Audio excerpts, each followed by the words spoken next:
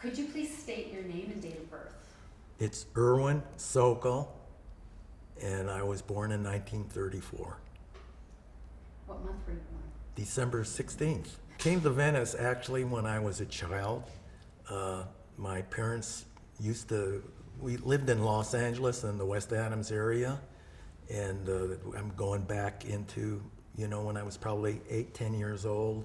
I remember probably going back to the age of, I would say, maybe 6 or 7 in Venice.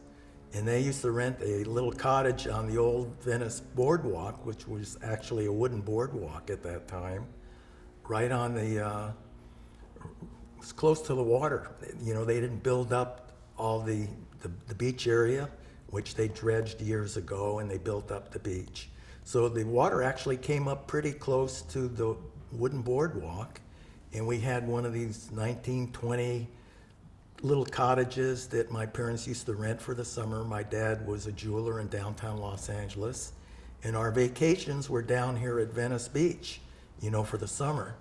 And we did that for a number of years. I remember going to the old Venice Pier at the end of Windward Avenue almost daily when I was 8 or 10 years old. And it was just a great place to be, a wonderful experience. It was a time of my life that I would never really forget. And it made such an impression on me coming to Venice and seeing that and being on the amusement pier, which was my daily place, was the amusement pier and the boardwalk. And I remember just pretty close to the foot of the pier was a Curry's ice cream place, and you got a mile-high ice cream cone that was really stacked. And if you're a little kid, at that time, people were so friendly at the beach, and they would add a little bit more on, say, hey kid, here's a little bit more for you. And strawberry ice cream was my favorite, and it was a nickel at that time. And they called it the mile-high, I guess, ice cream cone, and it was really on a fresh-made cone. You could smell it, and that just drove the mob of people into the place. So Curry's ice cream was a great place for me, I remember. I started working in Venice actually in 1958 when my parents and I was about 22 years old at that time, and they bought the property, and it was a vacant lot. At that time, it was a parking lot.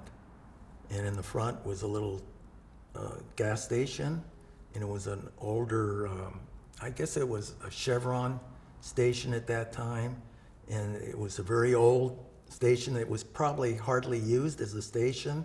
They had 2 of the big, you'd see the glass tanks where they had the gasoline, and as you'd fill it up, it'd go down, and then they'd pump it back up again, and it went back up again.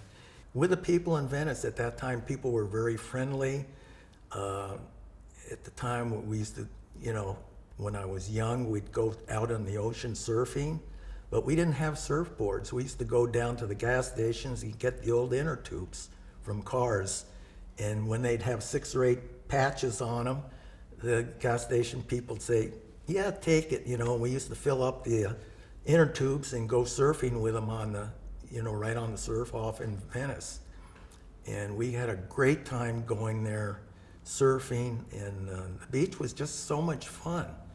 And you'd see people coming from all over. It was really jammed on the weekends. And then I'm going to 1958 when my parents bought the property.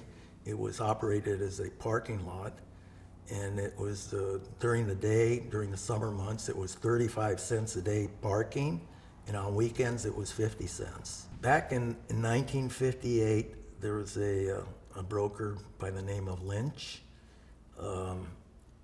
and my dad was always interested in, Venice Beach. At that time, I also had an interest. I had a love of Venice Beach. I just loved it. He had more of an interest of economic and also loving it and having a place for really people to come out and really enjoy the beach and the ocean. And I spent a lot of time, my dad was a jeweler, and I got really interested in construction. And I never built a hotel or an apartment house before at that time. And what we did is we put together the plans, which was a lot of work to do, especially somebody that didn't have any experience in building a big hotel at that time. And we put together the plans to really do the largest building that we could really put up there. And it wasn't for the sake of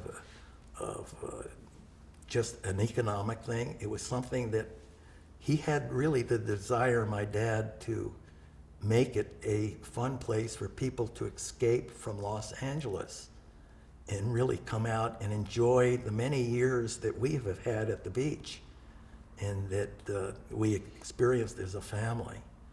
And I started on that project in actually 72, and the building was completed in 1975. It was called Marina Pacific Hotel.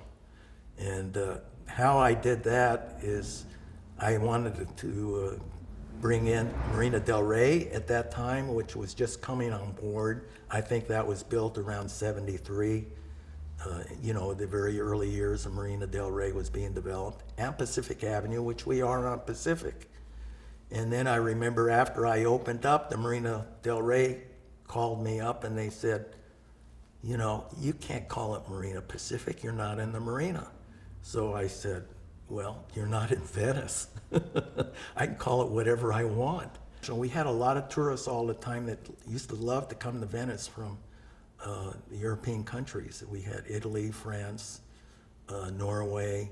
A lot of those European countries came into Venice. Besides, a lot of people from New York, they used to like to come out here to the West Coast, and we had a lot of families at that time. We were all set up with kids' items to play at the beach or in the sand. They had all of that. We had these little boogie boards that they liked, and we brought in a lot of people like that. Another phase that we went through was the bodybuilding phase. That came into Venice. We're right next to Muscle Beach, and I think Weider Publications came into Venice, or actually brought in all their people that they landed at LAX, and then they'd stay over at the hotel and they'd go to Gold's Gym. That was the original Gold's Gym, and later on the big Gold's Gym. Schwarzenegger actually came into the hotel, from what I understand. He stayed there for a while when Mr. Weider brought him in. So we had a number of people like that. The bodybuilders was a big boost for me, because they didn't care about Venice, they cared about Muscle Beach. They couldn't care less what was going on with other people. And we had many of their champs really stay at the hotel. And then my son Mark, at that time, we talked about it, and we investigated, maybe changing the brand. And I invited Larry Bell to come up. I said, Larry, you've been around the hotel, and you've been around Venice for a long, long time. Come on up and just join in the meeting. Wait, can you first talk a little bit about your friendship with Larry? Yeah, Larry came into the hotel. He lives in Taos. And at that time, he came into the hotel in 1975. Larry bought a piece of property in Taos for a studio, and used to travel back and forth from Taos to Venice. And most of his art dealers and everybody was out here in the Los Angeles area. And about the first few weeks that I opened up the hotel, I see this guy coming in the hotel with a big heavy overcoat, smoking a big cigar with a big smile on his face, and that's Larry Bell. Well, Larry and I really didn't become friends for a long time, probably 2 or 3 years, but he was coming in all the time, and I'd always say, hi, how are you? How was your trip in? And you must be cold. You have all these suitcases and all the heavy clothing and everything. And it was just a friendly, greeting. My desk clerks were the ones really that communicated really, with them. They would check them in. I didn't even know how to work the switchboard. I didn't even know how to work the NCR 4200 accounting machine. I left it up to the clerks, my desk clerks, and they were all friendly young people. They'd come into the hotel and the guy would put down his guitar that he was playing with as they're walking in the door. I mean, these are things that actually happening over there, and checking in people. Larry would call it the freedom of spirit, I guess. Where you can come in and sort of do whatever you want to do and think whatever you want to think and have a good time. He just said, why don't you just call it Hotel Erwin? And I always admired Larry for that, and I admired other people for that, for their creative ability.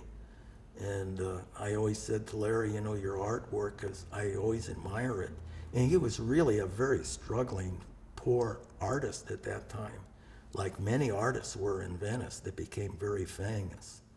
I think what people really should know about Venice, it's so different. And it's the creative spirit and the free spirit in Venice that people have.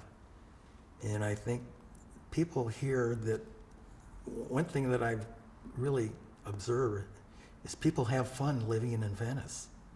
I don't think they have fun living in an area like this anywhere else in the world. I mean, this is what drives me to the hotel every day, is, seeing just the people out on the street, the people, the way that they act, talk to each other, and our guests. And I guess the guests that are coming into the hotel, they're kind of looking for that because we're so different. You're not checking into one of the major brand hotels that when you open up the door, everything is in its place. It's so different. It's rigid. I call it rigid living. Over here, it's free living and doing what you want to do and enjoying life every single day. Not only every single day, it's every single minute.